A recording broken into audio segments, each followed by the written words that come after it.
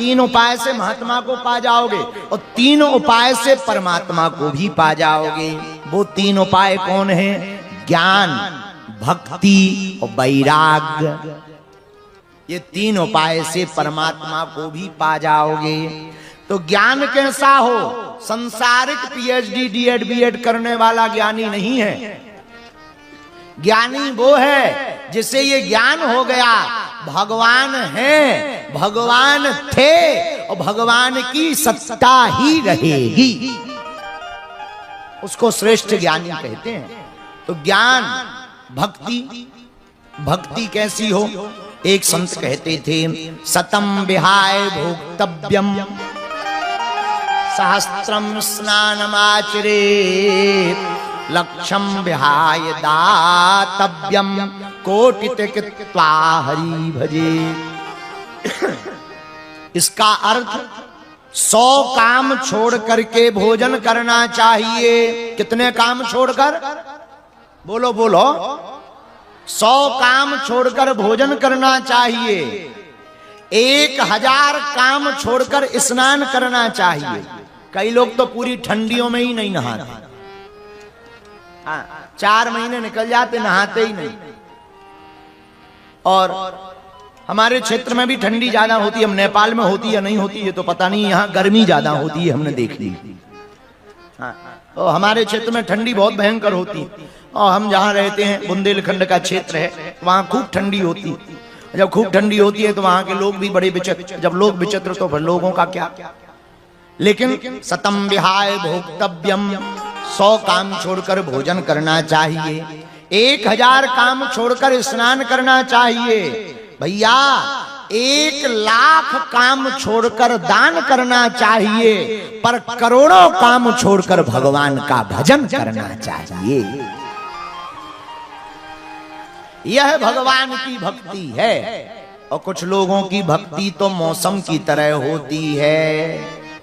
नवरात्रि आएंगी, ओम जय अम्बे गौरी, मैया जय श्यामा गौरी। और नवरात्रि पूरी हो गई, सोई बदल गए 10वें दिन से जय बजरंगबली। कई लोग ऐसी भक्ति भी करते हैं, 9 दिन कुछ नहीं खाएंगे पिएंगे, 10वें दिन 1 साल का खा जाएंगे पी जाएंगे। हमने एक बात बोली थी तो कई लोगों को बुरा लग गई थी। अब लग गई है तो पेट की गोली खा लें। देखो हम बोलने से नहीं चूकेंगे, जो बात सत्य है वो बोलेंगे, क्योंकि अगर व्यास पीठ ही सत्य नहीं बोलेगी तो जिम्मेवारी किसकी है फिर? अब गर्मी आ गई, गर्मियों में बड़े बड़े हजारों मुर्गा खाने वाले भी पंछियों को पानी पिलाने का ज्ञान देते हैं कि चिड़ियों को पानी पिलाना चाहिए। जो बड़े बड़े मुर्गा पाते हैं वो कहते हैं चिड़ियों को पानी पिलाना चाहिए। हम आपको निवेदन करना चाह रहे हैं हाथ जोड़ करके, भगवान की भक्ति माला लेना नहीं है, भगवान की भक्ति तिलक लगाना नहीं है, भगवान की भक्ति वस्त्र बदलना नहीं है। भगवान की भक्ति तो अजपा जप है। श्वास जैसे चलती है वैसे ही भगवान का नाम जप चलता रहे। बोलो सीताराम। तो पहला उपाय है ज्ञान, परमात्मा को पाने का। लेकिन ज्ञान से ज्ञानाभिमान आ सकता है, इसलिए ज्ञान में सावधान रहें। दूसरा उपाय है भक्ति और तीसरा उपाय है वैराग्य। क्या उपाय है? वैराग्य। ये वैराग्य क्या है? चरण पादुका छोड़ देने वाला क्या बैरागी हो जाता है? कपड़े छोड़ देने वाला क्या बैरागी हो जाता? कई लोग कच्छा तो त्याग देते हैं, इच्छा नहीं त्यागते, उन्हें बैरागी नहीं कहा जाएगा। कच्छा त्याग करके इच्छा पकड़ने वाले बैरागी नहीं है। बैरागी का मतलब है जिस व्यक्ति ने बुरे कर्मों से वैराग्य धारण कर लिया, बुरे लोगों का साथ छोड़ दिया और सनातन धर्म का विरोध करने वालों को मुंह तोड़ जवाब देना प्रारंभ कर दिया, वही सच्चा और अच्छा बैरागी है। राम जी के अनन्य प्रिय सेवक हैं हनुमान जी। लेकिन हनुमान जी की तीनों लोकों में व्याप्ति कैसे है? इस पर अगर हम चर्चा करें मेरे प्रिय साधकों, पहले एक बात बहुत सावधान से सुनो। हनुमान जी का चरित्र केवल सुनने योग्य नहीं है, हनुमान जी का चरित्र तो जीवन में उतारने योग्य है। एक एक चरित्र उतारने योग्य है। वैसे भी हम लोग कथा को बहुत सुनते हैं, सुनना भी चाहिए, जरूरी भी, पर कथा को सुनना मनोरंजन के लिए नहीं। कथा मनोरंजन का विषय नहीं है, कथा तो मन का अंजन है। ये मनोरंजन नहीं है, मन का अंजन है। ये मन को निर्मल करती है, और जिसका मन निर्मल होता, गोस्वामी जी कहते हैं, वही प्रभु को पाता है। इसलिए मेरे प्रियजनों, आपको भगवान को पाना है तो तन की शुद्धि से ज्यादा मन की शुद्धि बहुत आवश्यक है। हम लोग तन की बहुत शुद्धि करते हैं, तरह तरह की क्रीम पाउडर का सदुपयोग करते, करना चाहिए। सदुपयोग तो नहीं कहेंगे, उपयोग करते, करना भी चाहिए, ठीक है, अच्छा है। भगवान ने जो जो कृपा आप पे कर रखी हो करो, पर तन की शुद्धि से ज्यादा मन की शुद्धि करनी चाहिए। और मन की शुद्धि भगवान की कथा से ही संभव है। कैसे संभव है? बोलो बोलो बोलो।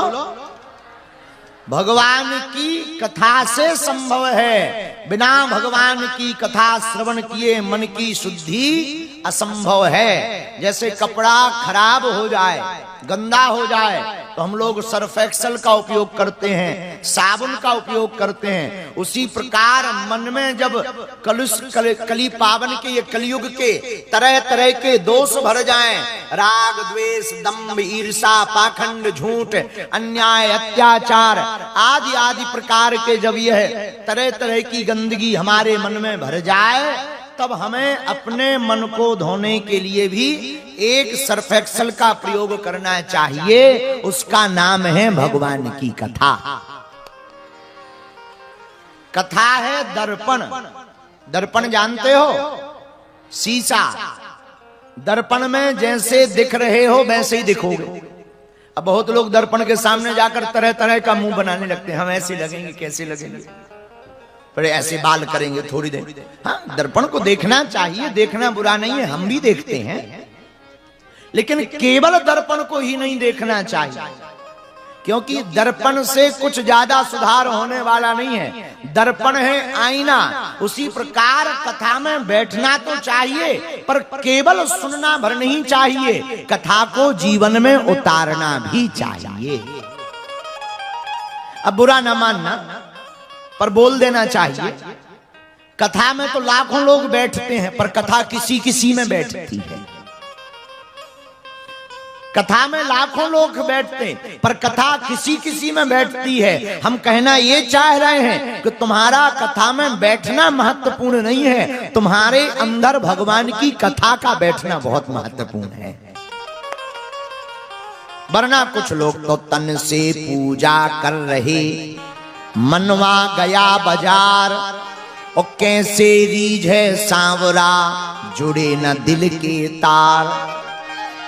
कुछ लोग तो तन से पूजा कर रहे हैं, लगे हैं सीताराम सीताराम सीताराम सालग्राम, जय हनुमान जय भगवान। और सुबह से उन्हें जल चढ़ाओ, 3 बेलपत्री चढ़ाई, चंदन लगाओ, 4 मीठा दाना भगवान के सामने रखे, वो खुद खा गए। और बाद में कहते हम तो पूजा कर ली, पूजा तुम पूजा कर ली, और लोग बताओ पूजा हो गया। नहीं, सब देखो, ऐसा करना तो चाहिए, इसकी बुराई नहीं है। कम से कम आदत पड़ेगी तो पहले तन की आदत पड़ेगी, फिर मन की आदत पड़ेगी। ये उपाय है, पर यह साध्य नहीं है, साधन है। साध्य क्या है? साध्य तो है ब्रह्म को जानना, भगवान को जानना, भगवान के बारे में जानना, ब्रह्म को पहचानना। पर भैया ये भगवान, ये परमात्मा समझ में ही नहीं आते हैं। बड़ा क्लिष्ट विषय है। नहीं नहीं, बहुत सरल विषय है। कैसे? भगवान को जानना हो, परमात्मा को जानना हो, तो महात्माओं के चरण पकड़ लो। परमात्मा को जानना सरल है, इतना सरल है जितना बस झट से गिर जाना सरल है। महात्माओं के चरण पकड़ लोगे, परमात्मा को पा जाओगे। अच्छा, भगवान को जान कौन सकता? तो रामायण में गोस्वामी जी ने उत्तर लिखा। वही जान ही जी है देह जनाए, वही जान है देह जनाए। जानत तुम ही होई जाई, जानत तुम ही होई जाई, वही जान देह जनाए, वही जान है देह जनाए। तो परमात्मा को कौन जान सकता? बोले जिसे भगवान जना दे वही जान सकता। सबकी बस की बात नहीं है, तो भगवान जनाएंगे किसको? बोले भैया जिन पर महात्माओं की कृपा होगी उसी पर तो परमात्मा की कृपा होगी। अब महात्मा की कृपा नहीं होगी तो परमात्मा की क्या खाक होगी? जैसे यहाँ के डीएम साहब बैठे सामने, यहां तो कुछ और नाम से सीडीओ कहते हैं। यहां नेपाल में, हमारे भारत में डिस्ट्रिक्ट मजिस्ट्रेट कलेक्टर कहते हैं, पर नेपाल में सीडीओ साहब कहते हैं। अच्छा, अब इनसे मिलना है तो क्या उपाय है? इनके चपरासी से सेटिंग करो। इनसे मिलना है तो जो इनके द्वार पर द्वारपाल लगे रहते हैं कट्टा बंदूक लिए हुए मूंछों वाले, उनसे सेटिंग करो। भैया एक थोड़ा सा कुछ काम है, जाना है अंदर। नहीं अभी नहीं, बिजी है साहब, अभी नहीं, बाहर जा।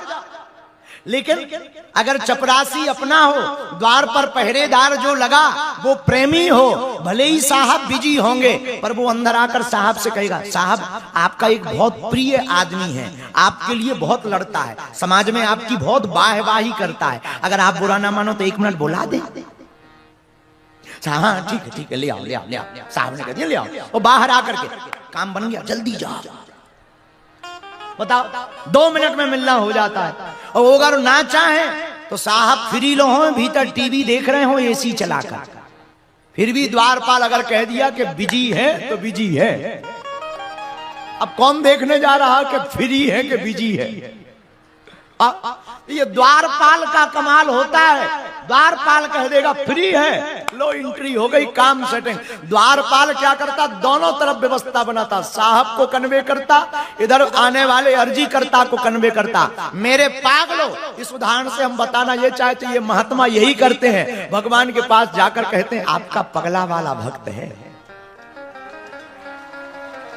आप जरा बाह रख दो, इसके माथ पर अपना हाथ रख दो, आपका दासानुदास है, बड़ी कृपा होगी। बड़ा दीनहीन है, हमारा चाहे भजन सपोर्ट में लगा लो, हमारी गारंटी कार्ड लगा लो, लेकिन इस पर कृपा कर दो। उधर भक्त से कहते हैं भगवान को खूब भजो, जल में जैसे बिलग करने पर जल से मीन तड़पती है, वैसे ही तुम भगवान के लिए तड़पो, भगवान तुम्हें मिल जाएंगे। ये महात्माओं का काम है। तो परमात्मा को पाना है तो महात्माओं के चरण पकड़ने ही पड़ेंगे। बोलो हाँ जी या ना जी? कुछ लोग तो अपनी लुगाइयों के चरण पकड़ लेते हैं और फिर कहते हैं कल्याण नहीं हो रहा। अब लुगाई के चरण पकड़ने से कल्याण थोड़ी होता है, लेकिन हुआ है कई लोगों का। एक बार हम कथा सुना रहे थे तुलसीदास जी की, अब श्री तुलसीदास जी महाराज जी चले गए हैं तो नहीं, नहीं तो बाद में गाली बकने लगे, आफत हो जाएगी।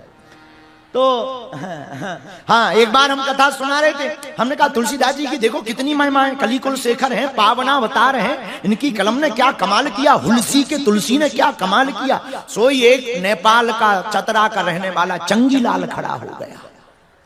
हम कहे भाई साहब तुम क्यों खड़े हो गए? अरे बोले तुलसीदास जी की महिमा नहीं है, तुलसीदास जी की जो पत्नी थी लुगाई बाई रत्नावली की महिमा है। हम कहा उसकी क्या महिमा है? बोले ना वो उनको ठोकर मारती, ना ताने सुनाती, ना तुलसी जी तुलसीदास बन पाती।